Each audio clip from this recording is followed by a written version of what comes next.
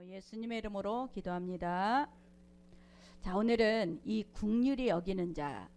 자, 오늘 이 긍휼히 여기는 자를 통해서 우리의 마음이 정말 활짝 열리기를 바랍니다. 2008년도 미국 카네기 멜론 대학교와 MIT 공대에서 심리학자들이 아주 잘 나가는 기업들의 대상으로 연구를 했어요. 그 잘 나가는 팀이 도대체 어떤 일로 그렇게 잘 나갈 수가 있는가? 팀워크인가 아니면은 그들이 갖고 있는 지능지수인가? 그들이 그것을 연구하는 이 결과는 자, 지능지수도 아무 연관이 안 돼요. 팀워크도 아무것도 연관이 안 돼요. 자, 그들이 가장 중요한 게 뭐였냐? 공감 능력이었다는 거예요. 자, 그 팀들이 왜 그렇게 뛰어나게 높은 성과를 올릴 수 있었냐? 이것은 이 공감 능력, 사람과 사람과를 연결하는 능력, 이것이 바로 있었기 때문에 그들에게는 좋은 이 성과를 올릴 수가 있었다라는 거예요. 특별히 지금은 전문화가 됐어요. 분업화가 됐어요. 이 모든 다양한 사람들이 정말 함께 같이 나누려면은 공감이 반드시 필요한 거예요. 그런데 이 공감은 이 다른 사람이 모든 것들을 우리는 다른 타인의 관점으로 우리는 그들을 이해할 수 있는 법이 공감 능력이에요. 그런데 이 공감 능력은 정말 이 막 성공하고 잘 됐을 때 우리가 그 공감할 수 있는 게 아니라 정말 실패했을 때 공감이 더 잘 돼요. 또 저 사람이 아플 때 우리가 그것을 공감할 때는 그 공감이 너무너무 잘 되는 거예요. 그러니까 이 공감 능력을 통해서 그들에게 슬픔을 나눌 수 있고 아픔을 나눌 수 있고 실패를 같이 나눌 수 있는, 그러나 지금은 너무 이기적이에요. 사회가 이 코로나 때문에 이제 더욱더 이 4차 혁명 시대로 여러분 AI와 로봇이 이제 우리의 삶 가운데 만연해질 거예요. 그러면 인정사정이 없어요. 그들은 입력한 대로만 움직여요. 그들에게는 지금은 우리가 조금 저기 하면 사정도 봐줘. 그러나 이제는 그런 것이 아니야. 그들은 기계이기 때문에 입력한 대로만 움직이는 거예요. 이런 시대에 저와 여러분, 우리는 이 공감 능력이라는 것을 우리는 같이 정말 키워야 될 줄 믿습니다. 이 메리 골든이라는 공감의 뿌리를 지은 저자는 이 아무것도 모르는 갓난 아이에게서 엄청난 힘이 있다라는 것을 발견을 했어요. 그래서 유치원이든 초등학교든 그 학교에마다 이제 갓난아이를 초대를 한 거야. 갓난아이가 있는 그 엄마가 갓난아이를 데리고 다니면서 그 수업을 했어요. 그 수업을 하면서 그 아이에 대해서 이 아이가 우유를 빠는구나, 이 아이가 배고프구나, 이 아이가 오줌을 쌌구나, 이 아이가 똥을 쌌구나, 그것을 같이 보는 거예요. 공감 능력을 키우는 거예요. 그런데 이 공감 능력을 키운 그 반만 뛰어나게 학습 효과가 일어났다라는 거예요. 뛰어나게 그 반만 이 아이들이 점점 성장을 하면서 높은 성과를 올리더라는 거예요. 다른 사람을 이해하고 다른 사람을 공감하고 거기에 따라서 다른 사람에게 이 학습 능력이, 또 그들이 사회에 나가서도 엄청난 능력을 발휘할 수 있는 사람이 되더라는 거예요. 그래서 이 공감의 뿌리를 지은 이 저자는 자기를 이해하고 타인을 이해하고 사회를 이해하는데 꼭 필요하다. 그 6가지가 있는데 신경과학과 기질과 애착과 감정 능력과 진정한 포옹과 사회적인 포용이 있어야 된다는 거예요. 이것이 우리 인생에 지금 너무 각박하잖아. 지금 새 모녀를 살인한 그 어린아이가 22살인가 밖에 안 됐어요. 근데 어떻게 그런 악한 마음을 갖게 되는가? 자, 누군가가 나를 알아주지 않아서 그 아이는 폐쇄적이 됐어요. 누군가가 내 마음을 알아주지 않기 때문에 점점 소외당하는 거예요. 점점 어둠 가운데 빠지는 거예요. 자, 우리가 갑자기 공부를 하던 아이가 공부를 안 한다는 거예요. 그랬을 때 우리 부모로는 너는 왜 공부를 했다가 왜 안 하느냐 추궁하겠죠. 자, 이 공감은 그게 아니에요. 그 아이가 왜 갑자기 공부를 하다가 안 할까? 그 아이에 물어봐야 돼요. 그것이 물어볼 때 그 아이가 이해가 되고 그 아이에 대해서 긍휼한 마음이 생기는 거예요. 여러분, 이것을 놓칠 때가 많다는 얘기야. 그러니까는 우리는 내가 경험한 거에 대해서는 이해를 하는데 내가 경험하지 않는 거는 우리는 절대 이해하지 못하는 게 우리 인간의 한계예요. 그래서 이것을 통해서 저와 여러분이 예수님께서는 이 긍휼히 여기는 자가 복이 있다라는 거예요. 긍휼히 여기는 자, 공감하는 자, 저들의 아픔을 같이 하는 자, 그들에게는 복이 있다고 말씀하고 있어요. 저와 여러분이 오늘도 하나님께서 주시는 말씀이 우리에게 레마가 되시기 바랍니다. 자, 우리 5장 7절을 다시 합독합니다. 긍휼히 여기는 자는 복이 있나니 그들이 긍휼히 여김을 받을 것이요. 자, 여기서 긍휼이라는 이 헬라어는 엘레에몬이에요. 엘레에몬은 자비롭다, 동정적인 이런 뜻인데 여기에서는 엘레오스에서 왔어요. 자비, 불쌍히 여김, 여기에서 왔어요. 근데 이 엘레오스는 어디서 왔느냐? 히브리어 렘에서 왔어요. 이 렘은 어떤 것이냐? 엄마의 자궁을 얘기해요. 그러면 내가 긍휼히 여긴다, 그냥 불쌍하다, 그냥 불쌍하다, 이것이 아닌 거예요. 엄마의 자궁 속에서는 이 아이에 대해서 측은지심, 이 엄마만이 갖고 있는 측은지심, 이 엄마만이 갖고 있는 이 연결된 사랑, 이것이 바로 긍휼인 거예요. 그 엄마가 그 아이에 대해서 측은지심을 갖고 있는 그 사랑, 그것이 바로 하나님과 저와 여러분을 연결시키고 있다는 거예요. 하나님께서 저와 여러분을 이렇게 측은지심, 그냥 계속 끝없이 연결된 사랑, 이것을 갖고 주님께서는 저와 여러분에게 긍휼이라는 것을 말씀하고 있어요. 그래서 아이는요, 탯줄을 통해서 엄마의 정서를 계속 이어받고 있어요. 엄마가 기분이 좋아요? 그럼 아이도 기분이 좋아요. 엄마가 마음이 상해요? 그럼 아이도 기분이 상해. 왜? 탯줄로 인해서 연결되어 있기 때문에. 이것을 뭐라 그러냐? 정서 감염이라 그래요. 이 정서가 감염이 되는 거예요. 엄마가 항상 그래서 이 태교가 중요한 거예요. 태교 때 기뻐하고 감사하고 이런 것을 통해서 이 아이가 그 태교에서부터 긍정적인 생각과 긍정적인 마음을 갖게 되는 거예요. 그것이 바로 연결이 되어 있는데, 자, 이 연결은 어디서 되어 있냐? 하나님과 우리와 연결되어 있어요. 하나님과 우리와 연결되어 있는 이것이 바로 가장 원초적인 거예요. 자, 요한일서 4장 10절 같이 합독합니다. 사랑은 여기 있으니 우리가 하나님을 사랑한 것이 아니요 오직 하나님이 우리를 사랑하사 우리 죄를 위하여 화목제로 그 아들을 보내셨습니다. 자, 우리가 만약에 긍휼히 여긴다, 불쌍히 여긴다면 항상 조건과 한계가 있어요. 그러나 자 보세요. 하나님께서 나를 불쌍히 여기는 거예요. 하나님께서 나를 긍휼히 여기는 거예요. 이것을 받은 사람에게는 조건과 한계가 다 무너지는 거예요. 그러면 내가 긍휼히 여기는 자가 되기를 원해서는 먼저 뭐를 해야 돼? 긍휼히 여김을 받아야 돼요. 하나님의 긍휼히 여김을 내가 먼저 받아야 우리는 그 긍휼히 여기는 자가 될 줄 믿습니다. 그런데 이 긍휼히 여기는 자는 누구예요? 바로 하나님이 우리를 불쌍히 여기셔서 우리를 끝없이 불쌍히 여기고 긍휼히 여기기 때문에 우리 마음에 긍휼하심이 임하게 되는 것을 믿으시기 바랍니다. 자, 히브리서 4장 15절을 같이 합독합니다. 우리에게 있는 대제사장은 우리의 연약함을 체휼하지 아니하는 자가 아니요 모든 일에 우리와 한결같이 시험을 받은 자로되 죄는 없으시니라. 체휼하다는 뭐야? 이 심파대오는 함께 아파하는 거야. 공감하는 거예요. 하나님이 체휼하다, 이거는 내가 아플 때 같이 아파하시는 거예요. 내가 힘들 때 같이 힘들어 하시는 거예요. 내가 약할 때 같이 약하시는 거예요. 그래서 예수님께서는 이것을 말로만 한 게 아니라 십자가에 대신 죽으신 거예요. 네가 아픔을 내가 갖고 죽을게. 네가 갖고 있는 그 짐을 내가 대신 짊어질게. 이게 바로 예수님의 십자가였어요. 이 예수님의 십자가는 내가 혼자 아파하고 내가 혼자 힘들어하는 것으로 끝나는 것이 아니라 내가 고난 당하는 그 고난을 예수님이 대신 십자가에 달려 죽으신 거예요. 이게 바로 있기 때문에 우리는 주님 은혜 가운데 불쌍히 여김을 받은 거예요. 저와 여러분에게 이 불쌍히 여김, 고난받은 자로 나는 끝나는 게 아니라, 약한 자로 끝나는 게 아니라, 약하고 이 고난받은 것을 예수님이 대신 나를 대신해서 아파하고 십자가에 죽으신 거예요. 이 사랑을 먼저 받았기 때문에 저와 여러분 안에는 이미 긍휼히 여기는 마음이 있어요. 그래서 이 긍휼히 여기는 마음으로 우리는 다른 사람을 긍휼히 여길 수가 있다라는 것을 믿으시기 바랍니다.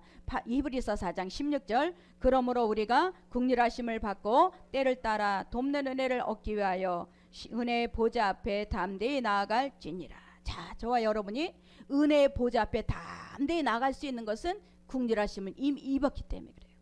이미 긍휼하심을 입은 사람은, 자 보세요. 하나님은 때를 따라 돕는 은혜를 주시는데 비가 내릴 때 비가 와야지 그 비가 아주 유용해요.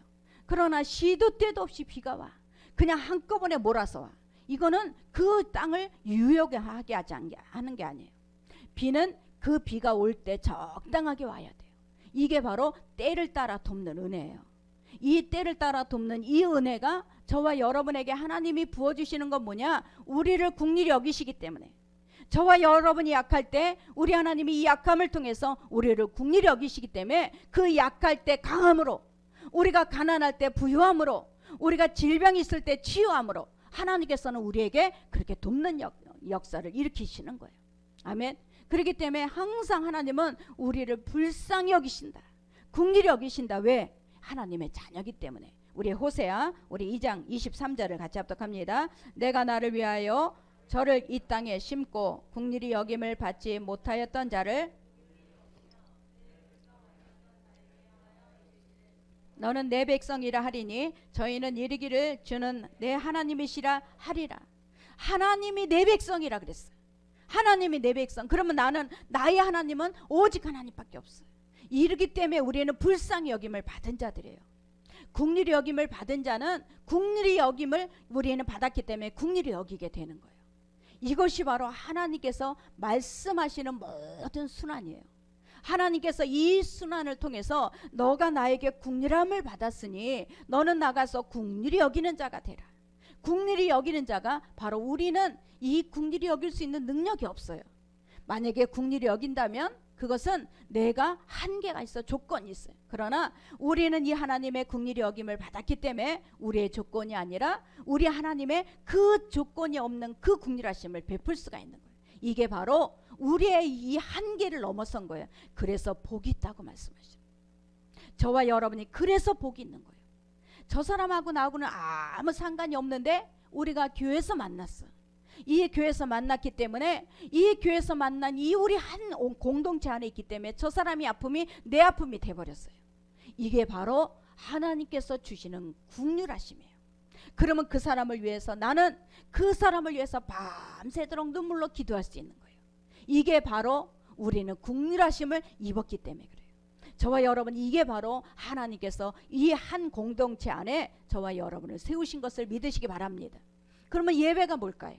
이 예배는 하나님의 긍휼하심을 입는 시간이에요. 이 예배는 은혜의 보좌 앞에 담대히 나가는 건 뭐예요? 보좌가 뭐예요? 하나님이 앉아 계시는 자리예요. 이 앉아 계시는 자리를 우리는 지성소라고 해요. 지성소인데 이 지성소에 담대히 나갈 수 있는 것은 뭐냐? 하나님께서 저와 여러분을 긍휼히 여기셨기 때문에 우리가 보좌 앞에 담대히 나갈 수가 있는 거예요. 예배에 담대히 나와서 하나님의 그 긍휼하심을 입을 수가 있는 것은 저와 여러분에게 너는 내 백성이야, 너는 내 것이야, 하나님께서 미리 선택하셨기 때문에 우리는 나온 거예요. 아멘. 아무리 내가 이 예배 가운데 정말 그냥 왔다 가는 것 같을지라도 하나님의 긍휼하심을 다 입고 돌아가는 역사가 일어나는 것을 믿으시기 바랍니다. 그러면 두 번째, 긍휼의 반대는 뭐냐? 자, 우리 마태복음 9장 13절 같이 합독합니다. 너희는 가서 내가 긍휼을 원하고 제사를 원하지 아니하노라 하신 뜻이 무엇인지를 배우라. 나는 의인을 부르러 온 것이 아니요 죄인을 부르러 왔노라 하시니라. 자, 이 긍휼 엘리오스는요, 가슴이 아픈 거예요. 가슴이 애린 거예요. 자, 이 가슴이 애린 거는 왜 그러느냐? 저 사람의 문제만 있었는데 내 가슴이 애려. 이게 연결돼 있다라는 얘기예요. 긍휼이라는 것은요, 연결된 생명이기 때문에 그래요. 긍휼이라는 것은 저 아파하는 저 사람 때문에 내가 아파. 저 사람이 근심을 하면 내가 근심스러워. 왜? 연결이 돼 있기 때문에. 하나님께서 주시는 마음이에요. 그러면 하나님이 너는 내 백성이야, 너는 내가 선택했어, 그러는데 내가 아파하는데 하나님이 안 아플까요? 아닌 거예요.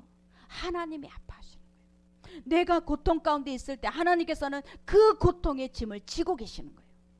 저와 여러분, 이게 바로 긍휼은 연결돼 있다라는 뜻이에요.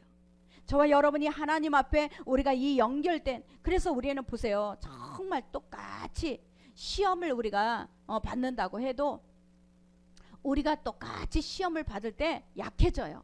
아주 마음이 약해지고 그래요. 그러면 내가 이 약한 것이 하나님 앞에 그대로 연결이 돼서 하나님도 그 약함 속에 계셔요. 그래서 항상 그 약함을 나를 대신해서 십자가에 죽으신 거예요. 여러분 근데 이 국률의 반대는 뭐냐? 바로 비판이에요. 이 비판은 뭐냐? 단절이에요. 단절. 자, 국률은 하나로 연결된 생명이라면 이 비판은 단절됐어요. 생명이 끊어진 거예요. 단절돼 있기 때문에 적이 돼버리는 거예요. 우리가 판단을 하거나 비판을 하면 이 적이 돼버리는 거예요. 산상수훈의 마지막에 하나님의 예수님의 말씀은 뭐냐? 너희는 비판하지 말라는 거예요. 이 비판이 뭐예요? 산상수훈은 한 마음이라는 거, 한 몸, 한 지체인데 이 이제 비판은 따로따로. 그야말로 단절된 관계라는 것을 여기서 말씀하고 있어요. 자, 우리 마태복음 7장 1절을 같이 합독합니다. 비판을 받지 아니하려거든 비판하지 말라. 너희가 비판하는 그 비판으로 너희가 비판을 받을 것이요 너희가 헤아리는 그 헤아림으로 너희가 헤아림을 받을 것이니라. 어찌하여 형제의 눈 속에 있는 티는 보고 내 눈 속에 있는 들보는 깨닫지 못하느냐. 자, 여기에서 비판 크리노는 분리시키는 거예요. 이 비판은요 판단하고 단절시키는 거예요. 그러면 긍휼이라는 것은 뭐냐? 연결이야, 연결. 내 자식이 아플 때 우리는 계속 밤새도록 그 자녀를 그냥 보면서 가슴이 아파요. 왜? 연결되어 있기 때문에 그래요. 그것이 연결이야. 국률이 여기기 때문에. 그러나 판단하고 비판할 때는 이 생명이 끊어진다는 거예요. 자, 부부가 어떨 때는 님이었다가 글자 하나만 붙으면 남이 돼버려. 왜 그럴까? 자, 님일 때는 국률이 있는 거야. 국률이 불쌍히 여기는 마음이. 근데 거기에다가 저기 남이라는 이 남자 그 하나만 붙으면 단절이 돼버리는 거야. 계속 비판하고 판단하게 되기 때문에 연결이 끊어진 거예요. 자, 이걸 바로 하나님께서 저와 여러분에게는 이 비판하지 말라. 이 비판은 뭐냐? 하나님의 나라의 단절을 만든다라는 거예요. 이 단절을 만들기 때문에 적이 돼요. 왜 우리가 그랬잖아. 이상해요, 목사님. 왜 나에게는 꼭 이렇게 정말 힘든 사람이 많아요. 힘든 사람이 많을 때 우리는 누굴 봐야 돼요? 나의 모습을 봐야 돼요. 하나님께서는 그 힘든 사람을 내가 공감하지 못했기 때문에 그래요. 저 사람에 대해서 내가 공감할 수 있어야 그 사람을 이해할 수 있어야 돼. 우리는 반드시 물어봐야 돼. 우리 직장에 잘 다니는 남편이 갑자기 그만둔다 그래. 그랬을 때 이 돈은 어떻게 하고 학원비는 어떻게 하고 애들을 어떻게 키우고 생활은 어떻게 하고 왜 그만둔다는 거야. 그 말을 하기 전에 당신이 그럴 사람이 아닌데, 당신은 책임이 강한 사람인데 왜 무슨 일이 있었어? 물어봐야죠. 그 사람이 속에서 무슨 얘기가 나올지 물어봐야 돼요. 이게 공감이에요. 내가 알고 있는, 내가 지금 처해 있는 이 환경만 계속 다그치는 게 공감이 아니에요. 그건 국률이 아니에요. 이 국률은 뭐냐? 상대방의 입장에서 생각하는 거예요. 상대방이 지금 어떤 마음을 갖고, 그러면 반드시 그 마음 속에 회사에서 나는 이렇게 왕따를 당하고 있어. 회사에서 이렇게 자꾸 나에게 쪼아대. 내 회사에서 나에게 자꾸 이런 식으로 해. 그러니까 그 마음에 나는 그만두고 싶은 거야. 그러나 이 마음을 아내에게 터놓거나 이 마음을 터놓게 되면 그때부터 풀어지게 돼요. 아멘. 이게 국률이에요. 여러분, 정말 가정에서나 우리가 사회에서 이 공감 능력 때문에 월등한 실적을 올리는 거예요. 그러나 상대방의 입장에는 내가 한 번도 서보지 않고 그냥 내 입장에만 얘기해 버리면 우리는 그게 공감 능력이 아니야. 내가 때로는 남편 입장, 때로는 아내 입장, 또 때로는 자녀 입장, 성도 입장, 목사 입장을 우리가 좀 이해를 해야 돼. 이게 공감이에요. 이 공감 능력이 있는 사람에게는 국률이 여기는 마음이 생겨요. 연결이 된다라는 얘기예요. 그러나 자, 비판하고 판단하면 단절이 돼요. 저 사람은 왜 저렇게 해? 저 사람은 왜 저렇게 해? 지금 학원비가 얼만데, 지금 생활비가 얼만데 왜 이렇게 하는 거야? 이때부터 단절이 돼버려요. 여러분, 이게 바로 우리는 하나님 앞에 국률이 여기는 마음이 아니에요. 국률이 여기는 마음은 뭐냐? 이해가 되니까 불쌍히 여겨지는 거예요. 이해가 되니까. 내가 그 사람에 대해서 이해가 되니까 그 불쌍히 여기는 마음이 생기는 거예요. 자, 마태복음 18장 33절을 같이 합독합니다. 내가 너를 불쌍히 여김과 같이 나도 내 동료를 불쌍히 여김이 마땅하지 아니하냐 하고. 아멘. 자, 우리가 국률이 여긴다면 그 사람에 대해서 희생한 마음이 생겨요. 그러나 국률이 아닌 비판을 하면 희생이 안 나와요. 희생이 없다? 그 사람은 가장 불쌍한 사람이에요. 내 가정에 대해서 희생이 없다? 내가 좀 부모를 대신해서, 내가 자녀를 대신해서, 내가 교회 안에서도 희생이 없다. 정말 그 사람은 단절된 사람이에요. 이 단절됐다라는 얘기는 뭐냐면 적이 많다라는 얘기예요. 주위에 적이 많은 거예요. 그러나 긍휼히 여기는 마음, 우리 하나님이 나에게 긍휼히 여겨주셨으니 나도 긍휼히 여길 수 있는 마음이 있다면 그 사람은 적이 없어요. 그 사람은 모든 사람을 포용하려는 마음을 갖고 있어. 왜? 무슨 일이 있었어요? 왜? 어떤 어려움이 있었어요? 왜 당신에게 갑자기 이런 마음이 생겼어요? 무슨 일이 있었는지 나에게 말해주세요. 이해하려고 해야 돼. 이 이해하게 되면 그 사람에 대해서 아파할 수 있어요. 그 사람이 갖고 있는 짐을 내가 나눠 가질 수가 있어요. 이게 바로 긍휼이에요. 아멘. 이 긍휼은 연결이 돼 있다라는 것을 믿으시기 바랍니다. 내가 너를 불쌍히 여긴과 같이 너도 내 동료들을 불쌍히 여기라는 거예요. 이게 바로 하나님께서 저와 여러분에게 이 긍휼이라는 것을 예수님을 통해서 이미 가르쳐 주신 것을 믿으시기 바랍니다. 시편 1편 3절 같이 합독합니다. 그는 시냇가에 심은 나무가 철을 따라 열매를 맺으며 그 잎사귀가 마르지 아니함 같으니 그가 하는 모든 일이 다 형통하리로다. 왜 형통하느냐? 자연 만물들은요 다 통하게 돼 있어요. 자연 만물들은 물속에 들어가면 나무가 그 진액을 빨아들이고, 그리고 자연히 잎으로 나가고 자연히 열매를 맺게 돼 있어요. 인간만 단절이 된 거예요.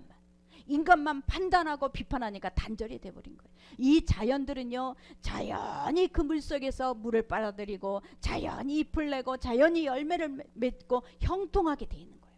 이게 바로 통했다라는 얘기예요. 저와 여러분 우리의 삶 가운데서도 부부가 말이 안 통하면 지옥이에요. 가정에서도 말이 안 통하면 지옥이에요. 사회에서도 직장에서도 말이 안 통하면 지옥이에요. 성과를 낼 수가 없어요. 여러분 우리가 삶 가운데 이 긍휼히 여기려고 하는 마음이 있어야 상대방의 얘기를 들을 수 있는 귀가 열려요. 그러나 내가 불쌍히 여기는 마음이 없어요. 그러면 상대를 비판하고, 비판하니까 어떤 생각이 들어? 미워. 비판한 사람에게 반드시 미움이 와. 밉고 왜 자꾸 그 사람이 판단하니까 정죄가 돼. 그런데 하나님은 우리에게 긍휼히 여기라고 하시는 거예요. 먼저 내가 비판하기 전에 저 사람에 대해서 좀 들어보자. 내가 좀 이해해보자. 저 사람을 좀 내가 한번 그 상처를 같이 나눠보자. 이런 마음이 있으면 그 사람은 회복이 일어나. 여러분 이게 그리스도의 마음이라는 것을 믿으시기 바랍니다.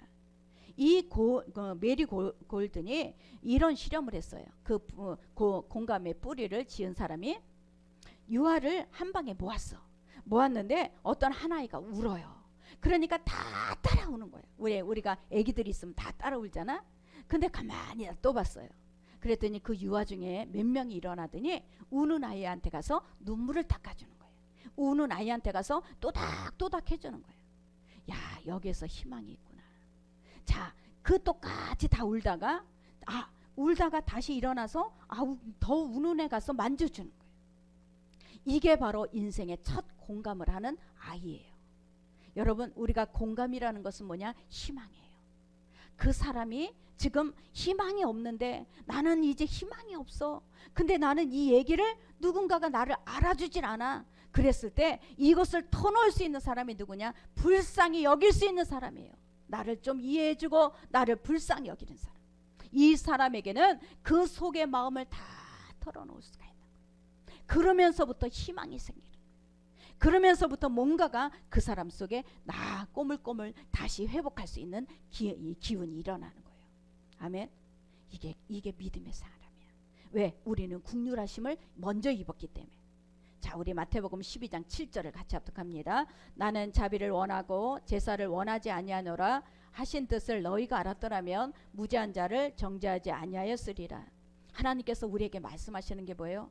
내가 너희에게 긍휼을 줬는데 왜 너희들은 긍휼이 없느냐? 왜 회사에서나 사회에서나 가정에서나 더군다나 교회에서나 왜 이렇게 서로서로 비판하느냐? 왜 하나가 안 되느냐? 하나가 안 되는 이유는 서로 불쌍히 여기는 마음이 없기 때문에 그래요. 이 불쌍히 내 아내에 대해서, 내 남편에 대해서, 또 내 자녀에 대해서, 또 우리 이웃에 대해서 불쌍히 여기는 마음, 이것이 있을 때 왜 이동우를 왜 위해서 기도하겠어요? 그 이동우의 마음, 이수민이 막 자매가 기도할 때 눈물로 기도하는 것이 절절히 느껴지니까 우리도 그 마음을 갖고 기도를 하는 거잖아요. 이게 바로 긍휼이에요. 이 국률한 마음이 있을 때 그 안에는 생명이 들어가고 그 안에는 회복이 일어나게 될 줄 믿습니다. 여러분, 이게 바로 서로에게 국률이 여기는 마음이에요. 이 자리에 안 나오는 사람 있을 때 여러분, 안 나왔네가 아니야. 왜 안 나왔을까? 그 사람이 왜 안 나왔을까? 이것부터 시작해서 우리가 그들을 불쌍히 여기는 마음이 있어야 돼요. 자꾸 그들을 불쌍히 여기는 마음이 있을 때 우리는 그들을 위해서 기도할 수가 있는 거예요. 저와 여러분, 이것이 바로 우리 청년들 안 나오는 얼굴들을 하나씩 하나씩 저는 날마다 보면 그리면서 기도하잖아요. 그러면 그 사람들에 대해서 왜 그래 안 나왔을까? 왜 무슨 일이 있을까? 그런 마음을 갖고 기도를 하는 거예요. 이것이 바로 우리는 국률이 여기는 마음이에요. 저와 여러분에게 이 마음이 다시 회복되기를 바랍니다.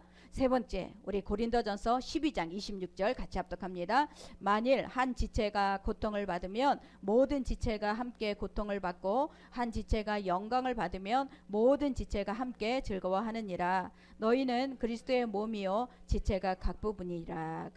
손가락 끝이 아파요. 손가락의 끝이 아파. 그래서 막 그러는데 다른 지체는 나 몰라 손가락 끝이니까 나 몰라도 돼 그러지 않아. 이 손가락 가시 하나가 들어갔는데 온 몸의 지체는 여기에 신경을 쓰고 있어요. 온 몸의 지체는 이 손가락 가시 들어간 거기에 집중을 하고 있어요. 이게 지체예요.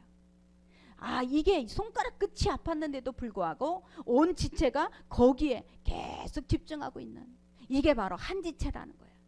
우리가 나무에게 이렇게 접붙였어요. 접붙이는 순간부터 한 지체가 되는 거예요. 교회에 우리가 성도가 왔어요. 그러면 교회 온 순간 우리의 가족이 된 거예요. 그러면 한 공동체가 된 거예요. 그러면 한 지체가 돼버린 거예요. 그 사람의 모든 아픔이 우리의 같은 아픔이고 그 사람의 짐이 우리의 짐이 돼버린 거예요. 이게 바로 한 지체라는 것을 믿으시기 바랍니다. 호주에서 2달이나 일찍 태어난 쌍둥이가 있었어요. 일찍 태어났는데 딸은 아주 건강하게 태어났는데 아들이 이제 거의 목숨이 그냥 갈랑갈랑하는 거야. 근데 심폐소생술을 2번이나 했어요. 의사들이 2번이나 했는데도 불구하고 이 아이는 살아나질 못했어요. 그래서 의사들이 와서 사망했습니다. 아이가 사망했습니다. 그러면서 이 엄마에게 산모에게 알려줬어요. 근데 이 산모는 너무 마음이 슬픈 거예요. 그래서 그 아이를 좀 저에게 데려다 주세요. 그 아이를 데리고 가슴에 그 아이를 안고 계속 2시간 동안 그 아이를 쓰다듬은 거예요. 그 아이를 쓰다듬으면서 그 아이에 대해서 계속 붙잡고 있는데 꼬물꼬물거리는 거예요. 의사는 2번이나 심폐소생술을 2번이나 해서 죽었습니다. 사망했습니다. 간호사들도 가망이 없습니다. 이제는 사망입니다. 그랬는데 이 아이를 안고 있는 산모는 2시간을 그 아이를 안고 계속해서 쓰다듬고 있었어요. 그랬는데 이 아이가 꼬물꼬물 살아난 거야. 그래서 이 엄마는 손에다가 이 젖을 묻혀갖고 그 아이 입에다 대봤어요. 그랬더니 그 젖 냄새를 맡고 아이가 빠는 거예요. 살아난 거예요. 한 지체가 되니까 생명을 얻은 거예요. 여러분, 우리가 이 교회 안에서나 가정 안에서나 어느 내 팀 안에서, 우리가 회사의 팀 안에서도 내가 지체가 돼야 돼요. 이 한 지체는 누군가가 아파, 저 사람 아파, 상관없어, 그러면 안 돼요. 저와 여러분이 한 지체, 우리는 한 지체이기 때문에 누군가가 아프면 우리는 그 아픈 손가락 이 끝에 모든 것이 집중하는 것처럼 그 아픈 자를 위해서 우리는 아파해 줘야 돼. 이게 지체라는 거예요. 저와 여러분, 이 가정에는 반드시 희망이 있어요. 이런 교회는 희망이 있어요. 이런 사업은 희망이 있는 거예요. 내가 공감 능력이 없으면 우리는 점점 우리는 다 떨어져. 이 모든 효율이 떨어져. 그런데 자꾸 우리는 너무 이기적이야. 손해보기를 싫어하고 희생하기를 싫어해. 이 희생하기 싫어하고 손해보기 싫어하니까 어떻게 돼요? 혼자 남아요. 그 사람은 혼자 남게 돼요. 자꾸 그래도 우리는 같이 아파하고 같이 우리가 짐을 지려고 하는 마음이 있어야 우리는 공동체라는 이 공동체 한 울타리에서 한 지체가 되는 것을 믿으시기 바랍니다. 이 지체가 돼야 살아나는 역사가 일어나는 거예요. 이 뇌에는 거울신경이라는 뇌가 있어요. 자, 우리 다른 사람이 신거를 먹어요. 그러면 나도 모르게 침이 막 돋잖아. 우리가 막 축구 경기를 해. 그러면 나도 모르게 볼이 차고 있잖아. 막 내가 감독이 돼갖고 야, 너 글로 가야지. 이게 뭐야? 거울신경이라는 거예요. 거울 신경은 저 권투 선수들이 막 권투 할 때도 그 권투 나도 모르게 힘이 막 들어가는 이 거울 신경이 있는데, 이게 바로 저와 여러분이 이 국률을 갖고 있는 사람에게는 국률이 계속 이어져 가게 돼 있어요. 여러분, 정말 하나님께서는 이 국률한 마음을 우리에게 먼저 주셨어요. 이 먼저 주셨기 때문에 이 국률한 마음이 우리는 다른 사람에게 흘러나가야 될 줄 믿습니다. 너무너무 이기적인 이 사회가 지금 새 모녀의 살인, 이런 것이 바로 이 열매예요. 이 열매들이 점점 더 많이 나타나. 왜? 누군가가 나를 공감해 주는 사람이 없거든요. 누군가가 나를 알아주질 않거든요. 누군가가 나를 이해해 주질 않거든요. 이런 일 때문에 우리는 이 하나의 단편만 보는 것이 아니라 이 계속 모든 것이 이어져 있어요. 만유는 다 통하고 있어요. 이 만유는 통하고 있기 때문에 우리가 국률을, 내가 하나님 정말 국률을 받았기 때문에 국률을 베풀게 되면 이것은 다 통하게 돼 있어요. 이게 바로 우리 하나님께서 저와 여러분에게 말씀하시는 거예요. 하나님 앞에서는 50보 100보예요.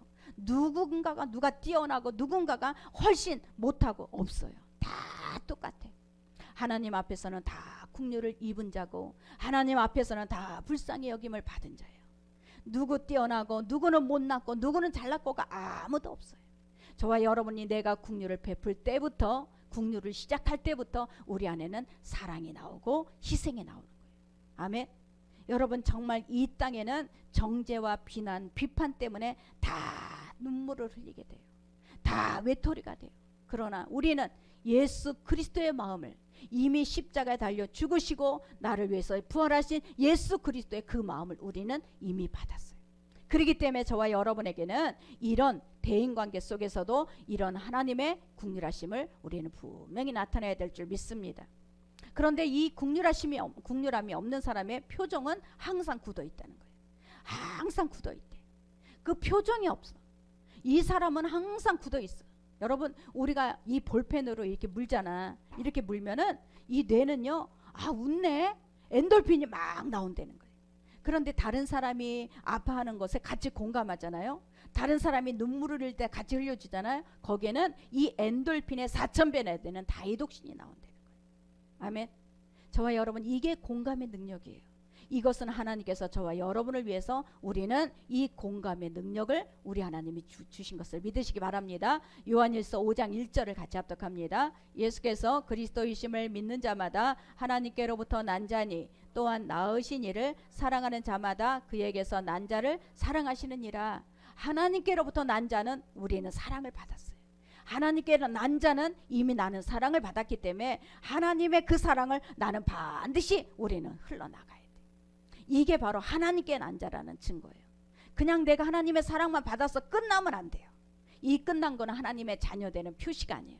우리는 하나님의 이 예배를 드리고 막, 우리가 어렸을 때는, 이 어린 신앙일 때는 예배만 막 충만히 드리고 집에 돌아가서는 막 사단이라 그래. 왜 예배 안 나오고 막 기도도 안 하고 사단이라 그래. 절대 그거는 하나님의 사랑을 입은 자가 아니에요. 우리는 하나님의 국률하심을 받았기 때문에 우리는 항상 어디 가든지 이 국률하심이 흘러나가야 될 줄 믿습니다. 저와 여러분에게 이런 국률하심이 흘러나가는 게 지체, 이 지체 가운데 하나님께서는 하나님의 풍성한 열매를 맺게 하시는 거예요. 그래서 공감 능력이 뛰어난 팀이 좋은 성과가 나오는 거예요. 저와 여러분, 가정마다 이 공감, 서로가 국률이 여길 수 있는 마음이 있을 때 그 가정은 너무너무 행복한 가정이 되는 거죠. 자, 야고보서 22장 13절 같이 합독합니다. 국률이 행하지 아니하는 자에게는 국률 없는 심판이 있으리라. 국률은 심판을 이기고 자랑하느니라.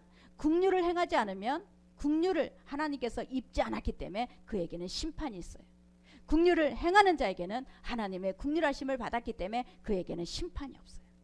하나님의 자녀라는 뜻이에요. 하나님의 자녀는 반드시 국률을 행한다. 국률을 여긴다. 그러나 하나님의 자녀가 아닌 자는 국률이 여김을 받지 않는다. 그렇기 때문에 심판을 받는다라는 뜻입니다. 예수님께서 이 예루살렘에서 여리고로 내려가는 한 사람이 강도를 맞아요. 자, 강도를 맞았을 때 그 강도 돈을 뺏기고 온몸에 막 정말 맞아서 거의 죽게 되었어요. 그랬을 때 처음에는 제사장이 지나가요. 제사장이 지나가면서 맞았네. 그리고 지나가. 또 두 번째 레위인이 들어가. 다쳤네. 그리고 지나가. 그랬는데 자, 세 번째 지나가는 사마리아인은 다쳤네 끝나는 게 아니라 자기가 그 사람이 갖고 있는 포도주와 갖고 가는 모든 것을 그 사람을 위해서 먹이고 그 다음에 그 여관에 데려다줘서 보살펴달라. 자기의 돈을 다 털어서 그 사람의 병원비를 주는 거예요. 자, 보세요. 이 제사장 레위인은 누구예요? 하나님 앞에 긍휼함을 받은 자예요. 하나님의 긍휼함을 받은 자예요. 하나님의 긍휼함을 받았는데 긍휼함을 내려가지 않는 자예요. 하나님의 자비를 베풀질 않아요. 자, 여기에 끝나버려요. 여기에는 하나님의 자녀가 아니라는 거예요. 그러나 저 사마리아는 이방인이에요. 그 사람은 이 교회 안에 있는 사람이 아니라 교회 밖에 있는 사람이에요. 그런데 그 사람은 이 다친 사람을 데리고 가서 그 사람이 갖고 있는 모든 경비를 다 내고 부족하면 내가 또 나중에 또 갚아주리라. 그 사람을 보살펴주는 사람. 그래서 예수님은 이 이야기를 하시고 뭐라고 하냐 제자들에게. 자, 누가복음 10장 36절 같이 합독합니다. 내 생각에는 이 세 사람 중에 누가 강도 만난 자의 이웃이 되겠느냐. 이르되 자비를 베푼 자니이다. 예수께서 이르시되 가서 너도 이와 같이 하라 하시니라. 아멘. 하나님께서는 긍휼을 주셨기 때문에 우리에게 반드시 긍휼을 보세요. 저와 여러분 우리에게 긍휼을 입혀 주셨기 때문에 우리에게는 하나님의 긍휼이 나오기를 하나님께서는 지금도 우리에게 말하시는 거예요. 너도 이와 같이 하라. 다른 사람이 하든지 말든지 다른 사람이 너에게 어떤 생각을 하든지 너는 이와 같이 하라. 이게 바로 우리가 예수 그리스도의 긍휼하심을 입은 자예요. 아멘. 그래서 우리는 정말 우리에게 예수 그리스도가 나를 대신해서 십자가 달려 죽으셨습니다. 입으로만 하는 게 아니에요. 우리는 나를 대신해서 십자가 달려 죽으셨으니 나는 이 땅에서 하나님의 뭐를 나타내야 되는가. 우리는 이 긍휼히 여김을 받았으니 긍휼히 여기는 자가 돼야 돼요. 이게 바로 하나님께서 우리에게 맡겨주신 일이에요. 이 성경 전체는 하나님의 사랑, 이웃 사랑입니다. 하나님과 이웃을 사랑하는 것이 바로 이 성경의 핵심이에요. 그러면 우리가 하나님을 사랑하고 이웃을 사랑하는 그 마음이 뭐냐? 우리는 긍휼히 여기는 자. 긍휼히 여기는 자가 복이 있다. 네가 긍휼히 여김을 받았으니 너는 긍휼히 여기는구나. 너에게 복이 있다. 긍휼히 여기는 자는 하나님께서는 복이 있다고 하셨어요. 이 복이 저와 여러분에게 임하기를 바랍니다. 그래서 가정에서도 조금 이해하려고 하세요. 상대방이 나랑 다르더라도 내가 그 사람을 이해하려면 어떻게 해야 돼? 들어야지. 상대방의 얘기를 들어야지. 저 사람이 무슨 생각을 갖고 있는가? 저 사람이 생각 속에 뭐가 있는가? 내가 그걸 먼저 들으려고 해야 돼. 주님께서도 항상 우리에게 우리가 물어보는 것을 들으세요. 그리고 답을 주시는 거예요. 아멘. 그래서 저와 여러분이 항상 내가 먼저 긍휼히 여기는 자가 될 때 우리는 긍휼히 여김을 받은 자라는 이 선택받고 하나님의 백성이라는 것을 우리는 나타낼 수가 있어요. 저와 여러분은 삶 가운데 정말 이렇게 통하는, 이렇게 교통하는, 이렇게 공감하는 그런 하나님의 나라를 만들어가기를 예수의 이름으로 축원합니다. 우리 로마서 9장 15절 우리 같이 합독합니다. 모세에게 이르시되 내가 긍휼히 여길 자를 긍휼히 여기고 불쌍히 여길 자를 불쌍히 여기리라 하였으니 그런즉 원하는 자로 말미암음도 아니요 다른 박질하는 자도 말미암음도 아니요 오직 긍휼히 여기시는 하나님으로부로 말미암느니라. 아멘. 내가 원한다고 긍휼히 여길 수가 없어요. 다른 박질하면서도 내가 그 긍휼히 여김을 받으려고 해도 안 돼요. 하나님이 긍휼히 여김을 받은 저와 여러분을 통해서 긍휼히 여기는 자가 되라는 거예요. 저와 여러분을 통해서 이 긍휼히 여기는 자, 그래서 이 사회에 조금이라도 희망을 뿌리는, 이 사회에 조금이라도 빛이 되는 저와 여러분이 되시기를 바랍니다. 그래서 항상 상대방을 내가 이해하기 원하는, 상대방의 말을 들어주기를 원하는, 상대방의 아픔을 같이 나누기를 원하는, 너무 내 것만 나가 아파 나만 아파 이것이 아니라 내 아픔을 갖고 상대방의 아픔을 나눌 수 있는 정말 그런 하나님의 자녀, 그런 하나님의 백성, 이것이 바로 지금 시대에 필요해요. 저는 세 모녀를 죽인 그 아이가 왜 저런 일을 했을까? 그걸 저 생각해보다 이 설교를 준비했어요. 누군가에게 불쌍히 여김을 받지 못할 때는 정말 마지막으로 최악으로 그 악한 길로 달려가는 그 모습을 볼 때 누군가가 나를 조금이라도 이해했더라면, 누군가가 그 아이에 대해서 조금이라도 이야기를 들었더라면 그렇게까지는 안 갔을 텐데, 그런 마음이 들었어요. 우리 아이들도 마찬가지고 우리 가정도 마찬가지고 우리 이 교회 안에서도 마찬가지예요. 저와 여러분이 다른 사람의 얘기를 내가 들을 수 있는 그런 긍휼히 여기는 자가 되기를 예수의 이름으로 축원합니다. 기도합니다. 아버지 하나님 감사합니다. 오늘도 하나님